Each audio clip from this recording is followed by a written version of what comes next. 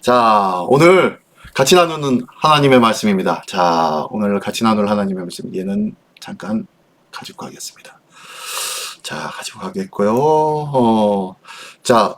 오늘 같이 나눌 하나님의 말씀, 에스라서의 3장 1절부터 7절까지의 말씀을 통해서 여호와께 번제를 드리다 라는 제목으로 같이 나누기를 원합니다.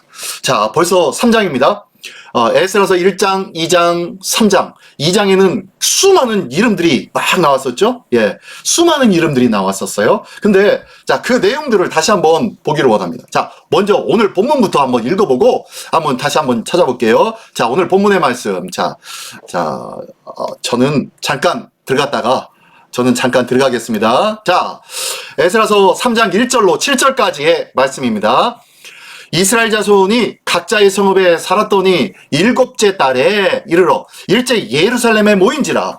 요사닥의 아들 예수아와 그의 형제 제사장들과 스알디엘의 아들 수르바벨과 그의 형제들이 다 일어나 이스라엘 하나님의 제단을 만들고 하나님의 사람 모세 율법에 기록한 대로 번제를 그 위에 드리려 할세. 무리가 모든 나라 백성을 두려워하여 제단을 그 터에 세우고 그 위에 아침 저녁으로 여호와께 번제를 드리며 기록된 규례대로 초막절을 지켜 번제를 매일 정수대로 날마다 드리고 그 후에는 항상 드리는 번제와 초하루와 여호와의 모든 거룩한 절기의 번제와 사람이 여호와께 기쁘게 드리는 예물을 드리되 7째 달 초하루부터 비로소 여호와께 번제를 드렸으나 그때에 여호와의 성전 지대는 미처 놓지 못한지라. 이에 석수와 목수에게 돈을 주고 또 시돈 사람과 두로 사람에게 먹을 것과 마실 것과 기름을 주고 바사왕 고레스의 명령대로 백향목을 레바논에서 요빠 해변까지 운송하게 하였더라. 자, 이 내용이 있는데, 자, 한꺼번에 다 1절부터 7절까지 읽으니까 무슨 내용인가 싶지요? 자, 무슨 내용인지 한번 보기를 원합니다. 먼저 우리가 이제 1장과 2장, 오늘 3장인데요. 1장과 2장의 내용이 어떤 내용이었습니까? 우리 다시 한번 잠깐 상고해 보기를 원합니다. 자, 먼저 1장에는 어떤 내용이 있었습니까? 예, 하나님께서 고레스를 감동시켜 주셔서 유대인을 어떻게 해요? 포로 귀환시켜 주신 하나님. 우리는 그 하나님을 잘 압니다. 자, 그걸 기억해요. 1장은 그거예요. 1장. 1장의 주된 내용은 하나님이 고레스를 뭐 하셨다? 감동시켰다. 그래서 유대인이 귀환되었다. 포로 귀환이 되었다. 라고 했는데요. 제가 색깔을 조금 다르게 표현했죠. 자, 감동과 귀환. 이 두 개를요, 분홍색으로, 핑크색으로 예쁘게 해놨습니다. 자, 이 감동이라는, 첫 번째, 감동이라는 단어는 어떤 단어일까요? 자, 감동이라는 단어의 그 의미는 어떤 의미냐면요. 흔들어 깨우다! 라는 의미예요. 잠자고 있는 사람을 흔들어서 막 깨우는 걸 보고 감동이라고 그래요. 우리가 매 주일마다요, 예배 끝에 제가 기도할 때 이 감동이라는 단어를 항상 씁니다. 혹시 아십니까? 언제 쓰시죠? 쓰죠? 쓰시죠. 언제 쓰죠? 예. 축도할 때요, 축도. 축도할 때, 예수 그리스도의 은혜, 하나님의 사랑, 그리고 성령의 감동. 세 가지예요, 세 가지. 축도. 이제는 우리 주 예수 그리스도의 은혜와 우리 주 하나님 아버지의 극진하신 산하심과 성령님의 감동 역사 충만케 하심 할 때 이렇게 기도하잖아요. 그때 감동이라는 단어를 써요. 그죠? 누가 감동시켜 준다고요, 우리를? 성령님. 성령의 사역이, 성령 하나님의 사역이 바로 우리를 흔들어 깨우는 거예요. 그래서 우리가 말씀을 다 끝나고 난 다음에 세상을 향하여 이제 나갈 때에 예수 그리스도의 은혜, 하나님의 사랑, 그리고 성령께서 늘 우리 안에 함께 하셔서 우리를 감동시켜 주시는 놀라운 역사, 이것을 가지고 세상을 가지고 나가는 거예요. 근데 이 감동의 의미가 뭐라고요? 예, 흔들어 깨우다 라는 의미라고 했죠. 예, 흔들어 깨우다라는 의미가 뭐예요? 잠자고 있는 사람을 막 흔들어서 정신 차리게 만드는 거예요. 하나님의 성령님은요, 우리 안에 오셔서 우리가 세상 속에서 생활하다가 아니면 내 자신만 보고 내 육신과 쾌락을 위해서 생활하는 이 모습, 하나님은 전혀 생각하지 못하고 영적인 것들은 전혀 떠올리지 못하고 그냥 맹목적으로 육신의 일들을 도모하며 눈에 보이는 것들을 바라보며 살아가고 있는 우리를 어떻게 해요? 하나님께서 어떻게 해요? 오셔가지고 성령님이 흔들어 깨우는 거예요. 이게 감동이에요, 감동. 우리 모두가 이 감동을 받기를 원합니다. 자, 근데 이 1장의 내용에 고레스가 그런 하나님의 감동을 받았다는 거예요. 하나님께서 막 붙들어 흔드시는 거예요. 흔드셔가지고 감동을 받으신 거예요. 제가 안 보이니까 조금 재미가 없으신 것 같은데, 자, 한번 요렇게 해볼까요? 자, 위에, 오른쪽 상단에 저 동그랗게 나왔죠? 예, 그거라도 보십시오. 자, 좀 작게 나왔지만.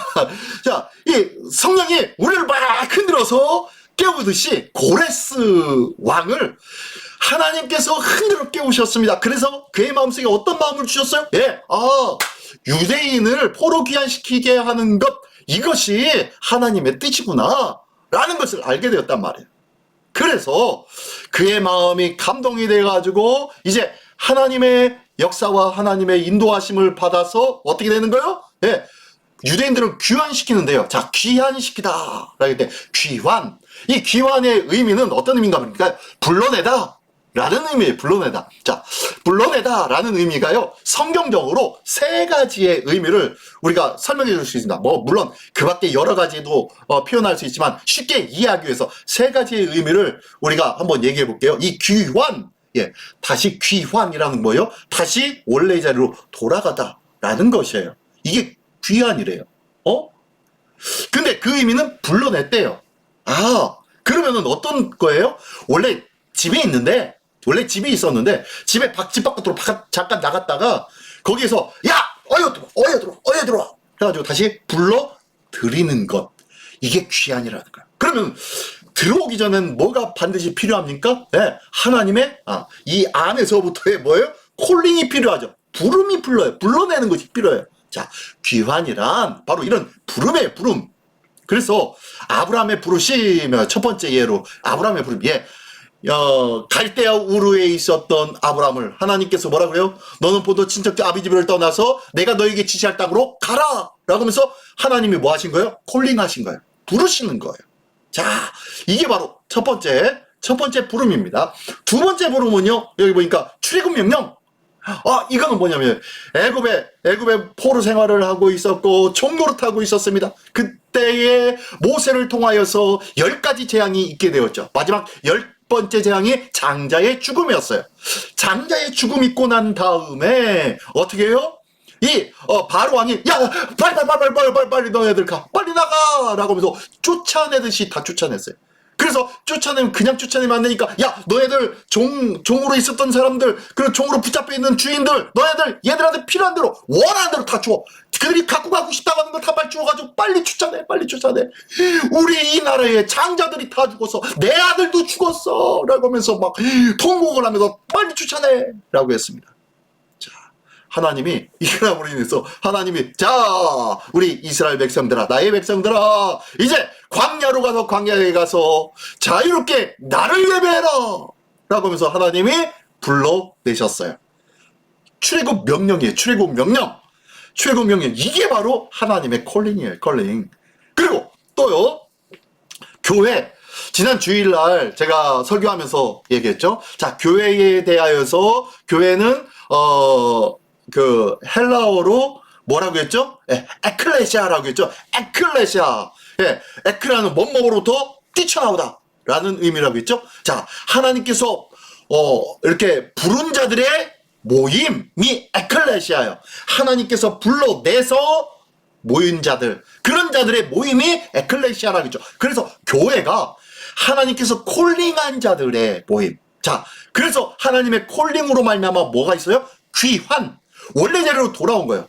또 한 가지 쉽게 얘기하면 탕자의 비유 있죠. 탕자의 비유가 탕자는 아버지 집을 떠나갔어요. 그러고 난 다음에 결국에는 나중에는 아버지 집에서 내가 종노릇이라도 하겠다라고 하면서 추악추악 오죠. 그랬더니 먼 발치에 있었는데 그 먼 발치에 보이지 않는 그곳에서도 아버지는 동구 밖에서 오고 있는 자기의 그 탕자아들 이 아들을 보고 기뻐하면서 버선발로 뛰어나가가지고 그 아이를 붙잡고 어서 오라고 합니다. 이게 콜링이에요. 콜링. 불러내다. 귀환시키다. 자, 이게 바로 1장에 나왔어요. 1장. 고레스를 감동시켜서 하나님께서 흔들어 깨워서 어떻게 해요?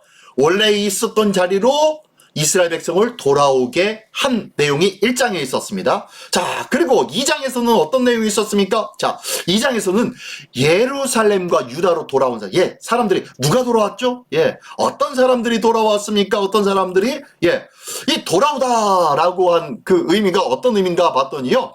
돌아오다라는 것은 회복이라고 했죠. 앞에 보니까 앞에 뭐예요? 자, 불러내다. 이 사람들이 뭐예요? 귀환이라고 했죠. 귀환. 다시 돌아온 거예요. 자, 그런데 다시 한번 돌아온 사람들, 예, 그렇게 해서 돌아왔대요. 자, 이거는 뭐냐면요. 앞에서는 하나님의 부름이에요. 자, 너희들 돌아와라, 어여와라 라고 하면 하나님이 명령하시는 거예요. 이 명령에 어떻게 우리는 그 명령을 들어도 되고 안 들어도 돼요. 이 귀환한 사람이 몇 명이라고 했죠? 예, 5만 명밖에 안 돼요. 몇십만 명이 포로로 끌려갔는데요. 돌아온 자들이 5만 명밖에 안 돼요. 그러니 하나님께서는 다 돌아가라 라고 말씀하였지만 돌아간 자들이 어떻게 해요? 다 돌아갔다 안 돌아갔다? 예, 듣기도 하고 안 듣기도 하였다는 거예요. 아, 하나님의 말씀에 순종한 자들이 있고 순종하지 아니한 자들이 있다는 것이네요. 그렇죠. 하나님의 말씀을 따라서 순종하는 자들, 그런 자들이 뭐예요? 진정한 회복을 경험한 자들이라는 거예요. 본래의 자리로 회복되어지는 것, 이게 바로 신앙의 첫걸음이라는 거예요. 우리는 예수 그리스도를 믿으면서 우리는 신앙의 첫 자리로, 원래 자리로 돌아갔습니다. 이 원래 자리는 어떤 자리일까요? 우리 신앙의 첫걸음, 원래 자리가 어떤 자리일까요? 어떻게 하는 자리일까요? 예. 예수 그리스도를 주로 삼고 하나님을 아버지라고 부르기 시작하는 것. 이것이 바로 첫걸음이요. 회복의 자리예요. 우리가 하나님을 아버지라고 부를 수 있는 권세 있는 그 자리, 하나님의 양자의 자리, 그 자리로 돌아가는 것. 이것이 뭐예요? 회복이라는 거예요. 회복. 2장에는요, 그런 돌아온 사람들에 대해서 쫙 어떻게 명단이 쭉 있었죠.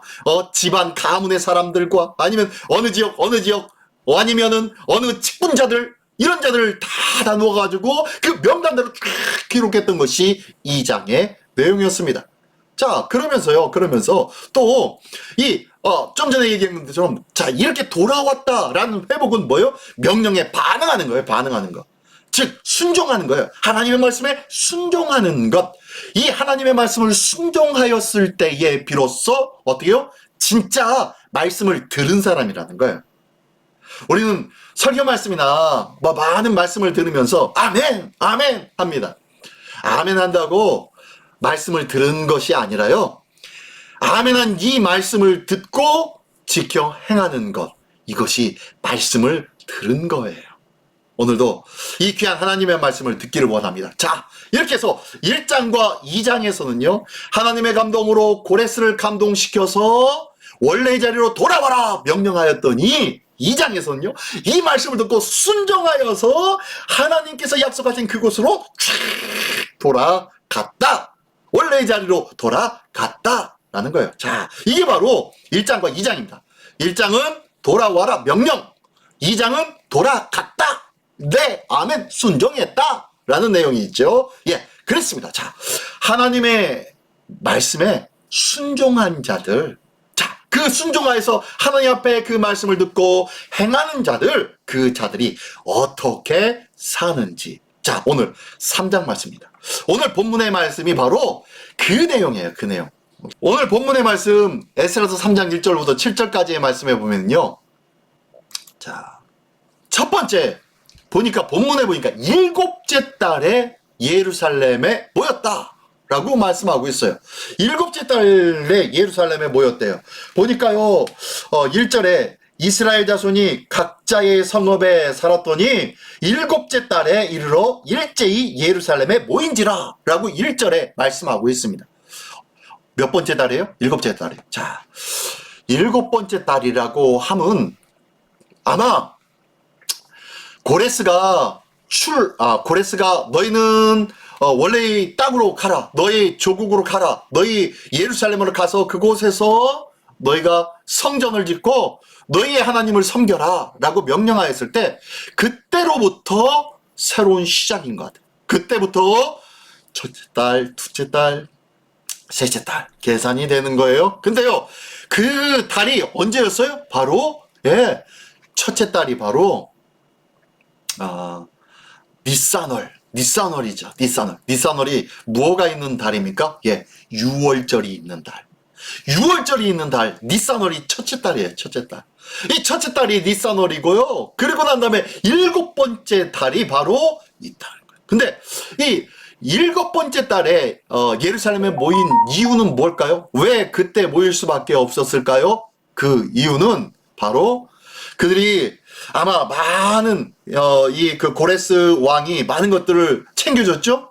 많은 것들을 챙겨주고 그것들을 모아가지고 사람들을 모으고 그 모든 물건들을 수집하고 그리고 그것들을 행렬로 해가지고 어떻게 당시 족장의 길이라는 초승달 지역을 따라서 쫙 걸어가지고 예루살렘으로 향하였을 거예요. 아마 그 준비해서 거기까지 다다른 기간이 바로 약 7달이 걸리지 않았나 라고 추정합니다. 만으로 한 6달 정도 걸렸을 것이다. 6개월 정도 걸렸고, 그리고 7째 달에 겨우 예루살렘에 모이는데 이제 6째 달 정도만큼 가가지고 그때 이제 각 집에서 이제 있던 그 모든 사람들이 예루살렘에 이제 모인 달이 바로 7번째 달인 거예요. 자, 7번째 달에 모였는데 이 7번째 달이라 하면 자, 한번 보겠습니다. 7번째 달은 무슨 달일까요? 자,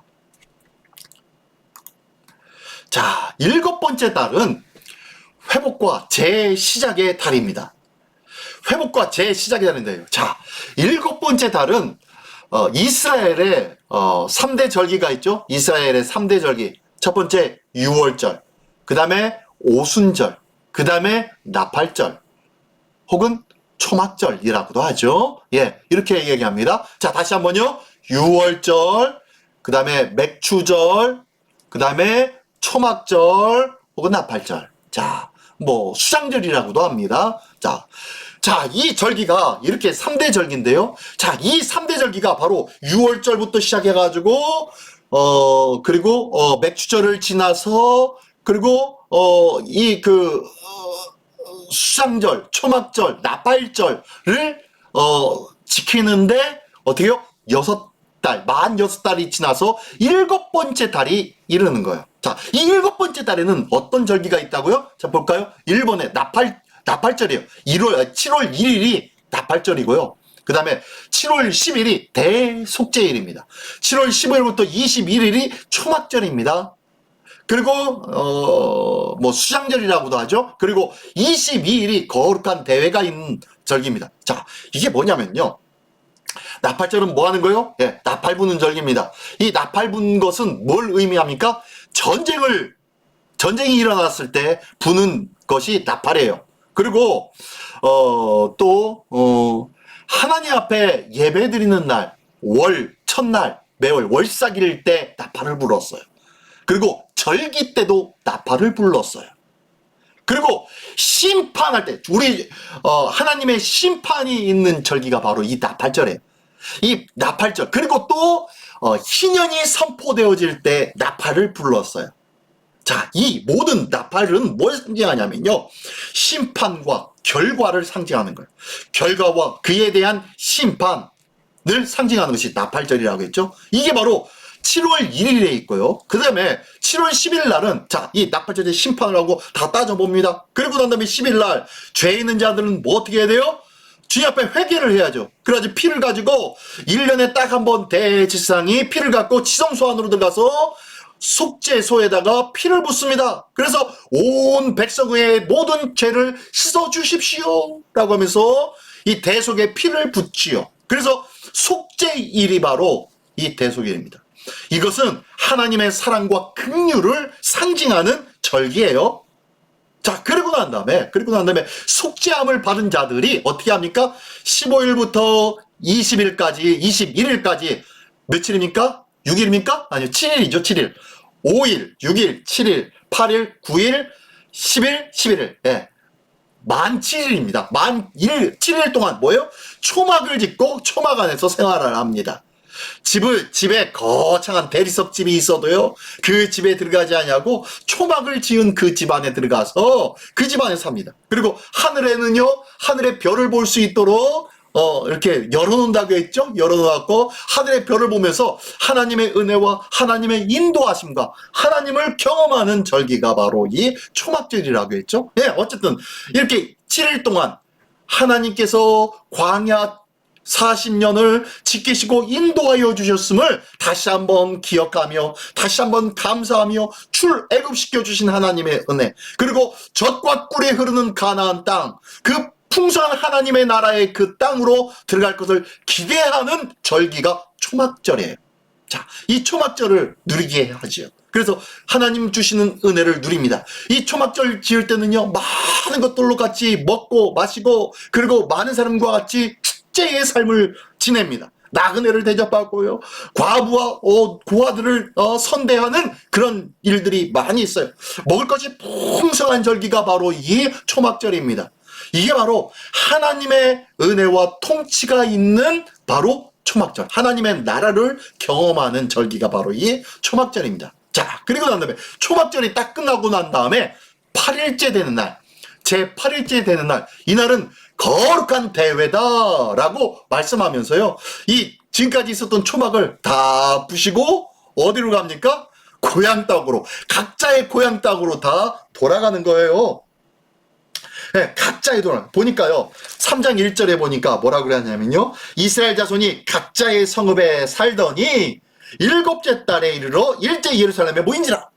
원래 각자의 집을 곳곳에서, 원래 살던 곳에서 아마 거기서 집을 짓고 있었고, 초막을 지으면서, 초막이 아니라 장막을 지어놓고 거기서 생활하면서 자기들의 집을 짓고 있기는 했는지 모르겠어요. 아무튼 장막을 짓고 그곳에 머물러 있었다가 7월 첫날 가서 나팔절과 대속제일과 초막절을 그곳에서 섬긴 거예요. 그리고 난 다음에 하나님의 크신 은혜와 사랑을 느끼고 난 다음에 어떻게 해요? 이제는 각자의 고향으로 돌아가는 절기가 바로 거룩한 대회입니다. 이 거룩한 대회를 가리켜서 이날은 뭐예요? 제 8일째 날입니다. 8일째 날. 제 8일째 날, 이날은 언제를 가리키나요? 언제를 가리키나요? 예. 제 7일 가리켜서 뭐라고 합니까? 예, 안식일이라고 하죠. 안식일 그 다음 날이 제 8일째 되는 날이죠. 예, 안식일 제 다음 날, 그 다음 날 무슨 날이에요? 예, 예수님 부활하신 날. 예, 맞아요. 제 8일째 되는 날은요, 예수님이 부활하신 날이고, 이 제 8일째 되는 날은요, 성령님이 강림하신 날이에요. 이게 바로 제 8일입니다. 우리 그리스도인들은요, 제 8일의 인생을 살아가는 자들입니다. 언제요? 예, 7일의 인생을 살아가는 자들이 아니에요. 7일의 인생이 아니라 제 8일의 인생을 살아가는 자예요. 제 7일로는요, 하나님께서 모든 것을 다 끝내셨던 거예요. 그래서 주일은 제 7일이 아닙니다. 7번째 날이 아닙니다. 8번째 날이에요. 그래서 주일은 안식일이 아닙니다. 7번째 날은 안식일이고요, 우리가 섬기는 주일은 몇 번째 날이에요? 8번째 날이에요. 8번째 날. 꼭 기억하십시오. 그래서 우리가 주일을 가르쳐서 안식일인데 어떻게 그럴 수가 있어요? 아니요. 잘못됐어요. 틀렸어요. 안식일과 주일은 전혀 다릅니다. 전혀 달라요. 하나님께서 모든 것을 완성 지으신 날이 안식일, 그리고 하나님의 새로운 은혜와 시작이 있는 날이 뭐예요? 제 8일, 주일입니다. 주일. 새로운 시작이 있는 날이 주일이라는 것 꼭 기억하시기 바랍니다. 자, 어쨌든 이렇게 하면서 이 이스라엘 백성들에게 70년간 보호하신 하나님을 찬양하는 신앙을 보여주신 거예요. 그들이 그렇게 살 수 있도록 7번째 달 너희가 출애굽을 하여서 경험하였던 이 나팔절과 대속절과 초막절을 섬겼듯이 너희가 하나님의 새로운 날, 새로운 꿈을 꿔야 할 그때가 바로 이제 다시 시작된다 라고 말씀하시는 하나님의 은혜의 절기의 시작을 선포한 것이 바로 이 7번째 달의 영적인 의미입니다. 지난 70년간 바벨론에서 히브리어도 잃어버렸어요. 종교적으로 어떻게 예배드려야 되는지 제사를 드려야 되는지도 많이 다 까먹었을 거예요. 하나님의 율법의 말씀은 어디에 있는지, 어디로 흐트러졌는지 누군가의 손에 있었긴 있었는데 그것을 다 수집해가지고 다 모아서 다 정리해서 오느라고 아마 늦었을지도 몰라요. 이 모든 것들을 다 정리해가지고 수르바벨을 통하여서 인도에 의하여서 이스라엘로 찾아온 5만 명의 사람들, 이 사람들은요 비록 그들이 오자마자 각자 각 곳곳에 있었지만 7월 첫째 날을 맞이하자마자 어떻게 해요? 다 예루살렘에 모여서 하나님 앞에 예배하고 경배합니다. 자, 어떻게 하나 보십시오. 그들이 첫날 모여서 어떻게 하나 보십시오. 자, 두 번째로 제사하고 고백하며 기대하는 필요가 3절이 있는데요. 3절 말씀이 있는데 자, 어쨌든 자 뭘까요? 자, 그들이 예루살렘에 오니까 예루살렘이 어때요? 거기에도 성전이 그대로 남아 있었나요? 아니요.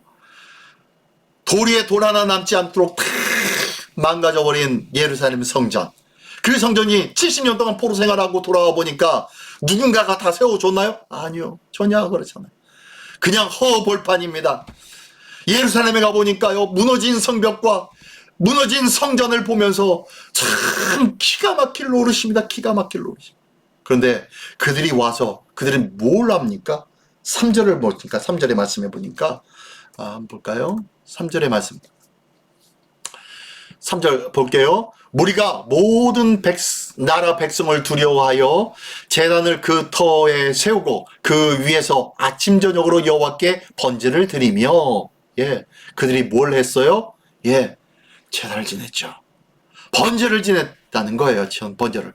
아무것도 없는데 그들이 가서 번제를 지냈대요. 아무것도 없는 땅에 하나님 앞에 예배드리고 제사 드리는 것이 그들의 마땅한 일이라는 것을 깨닫고 그들은 다가가지고 모여서 첫 번째 한 것이 제사였다는 거예요. 우리 삶에 가장 먼저 삶의 문제가 있거나 삶의 변화가 있으면요, 제일 먼저 하나님 앞에 예배의 자리로 나가기를 원합니다. 이 예배의 자리로 나아갈 때야 비로소 하나님께서 더 크신 은혜로 채워주실 줄 믿습니다. 이것을 믿는 거죠. 아무것도 없는 땅에서 어떻게 해요? 열망과 소망으로 감사하며 기대하는 것이 예배라는 거예요. 두 번째는요, 그 아래 보니까 뭐예요? 두려운 상황 속에서도 아침 저녁으로 제사를 드렸대요. 왜 드렸습니까? 왜 드렸어요? 3절의 말씀에 보니까 무리가 모든 나라 백성을 두려워하여 제단을 그 터에 세우고 그 위에 아침 저녁으로 여호와께 번제드렸다. 이게 무슨 소리냐면요, 아무것도 없어요. 아무것도 없어요. 그러니까요, 주위 많은 사람들, 다른 민족들, 주변에 있는 다른 민족들이 분명히 자기들에게 와서 자기들이 성전을 지으려고 가져왔던 많은 온갖 폐물과 온갖 귀정품들이 있는데 이것 빼앗아갈지도 몰라요. 그러니까요, 이 백성들이 다른 주변 국가로부터 침략을 받을까 두려운 거예요. 두려우니까 그 두려움 속에서 뭘 하는 거예요? 제사를 지내는 거예요. 하나님 앞에 제사를 지내는 거예요. 삶에 문제가 있습니까? 낭만과 좌절할 수밖에 없는 상황입니까? 힘이 들고 너무너무 어쩔 수 없는 그러한 상황 속에 봉착해버렸습니까? 염려하지 마십시오. 걱정하지 마십시오. 우리가 그 모든 부분들을 헤쳐나갈 수 있는 단 하나의 방법은 뭐다? 제사, 예배라는 거예요. 예배. 하나님 앞에 예배드리는 자, 예배에 성공하는 자는요, 믿음으로 성공한 자, 인생의 참된 성공자라는 것을 기억하십시오. 예배를 헛되이 여기지 마십시오. 예배가 얼마나 소중한지를 다시 한번 기억하십시오. 그들은요, 상황과 형편에 아무것도 없었어요. 그들이 멋지고 거룩한 성전이 있었기 때문에 예배드린 것 아니에요. 그들이 삶이 평안하고 아무런 문제가 없었기 때문에 제사 드린 것이 아니에요. 그들은요, 아무것도 없었기 때문에 제사드렸고, 두렵고 떨리는 상황과 형편이었기 때문에 제사를 드렸다는 거예요. 어렵고 힘든 일이 있습니까? 주님 앞에 제사드리는 것. 오늘 하나님은 지금 힘들고 어렵니? 나를 찾으렴. 나를 찾으렴. 내가 너와 함께 있음을 내가 보여주마. 내가 너를 도와주마. 내가 너와 함께해 주마. 라고 말씀하고 계신 줄 믿습니다. 이 귀한 은혜의 말씀과 은혜의 소망의 일들이 우리 모두의 것이 되시기를 예수님의 이름으로 축원합니다. 자, 그러면서 자, 마지막으로 한번 읽어볼까요? 우리 다 같이 한번. 예배는 내가 살아온 날들이 같이 있고 내가 살아갈 날들이 같이 있게 한다. 뭔 소리예요? 뭔 소리예요? 예배는요, 지금까지 내가 살아온 것이 진짜 가치 있는 삶을 살았다 라는 것을 말씀해 주고 있는 것이 예배입니다. 예배하는 자는요, 지금 어떤 삶의 일들이 있을지 모르지만 그 삶의 일들을 통하여서 지금 예배의 자리로 섰다는 것. 그 어렵고 힘든 상황이었다면은요, 그 상황이 나를 예배의 자로 세워줬다는 거예요. 예배자, 바로 성공자로 삼아줬다는 거예요. 이게 바로 나의 과거를 복되게 만드는 거예요. 가치 있게 만드는 것이 예배자의 삶이라는 거예요. 또한 지금 예배드린다는 것은요, 앞으로의 삶을 살아갈 날들을 누구에게 맡기는 거예요? 네, 하나님 앞에. 하나님 앞에 온전히 믿음으로 의뢰하는 인생인 줄 믿습니다. 주님의 손에 붙잡힌 바 받는 인생이 되기를 흔들이 소망하며 주님께 드리는 삶이에요. 이제는 주의 손으로 붙잡혀진 우리의 인생이라면 우리는 든든하게 될 줄 믿습니다. 네, 이런 인생이라는 거예요. 예배함으로 승리하기를 원합니다. 예배는 내가 살아온 날들을 가치 있게 하고 앞으로 이제 내가 살아갈 날들을 더욱 가치 있게 하는 줄 믿습니다. 오늘도 예배에 성공하는 승리의 우리 모두가 되시기를 예수님의 이름으로 축원합니다. 기도하겠습니다. 전능하신 주님, 감사합니다. 진정한 예배자, 참된 예배자, 주님을 바라보는 소망의 예배자가 되게 하여 주시옵소서. 예배자가 진정한 가치 있는 인생을 살아온 자이며 예배자만이 또한 가치 있는 인생을 살아갈 자인 줄 믿사오니 오늘도 이 예배로 말미암아 하나님 앞에 영광 돌리는 우리 모두가 되게 하여 주시옵소서. 이 귀한 모습으로 하나님 앞에 영광 돌리는 우리 모두가 될 줄 믿사오며 예수 그리스도의 이름으로 기도드리옵나이다. 아멘.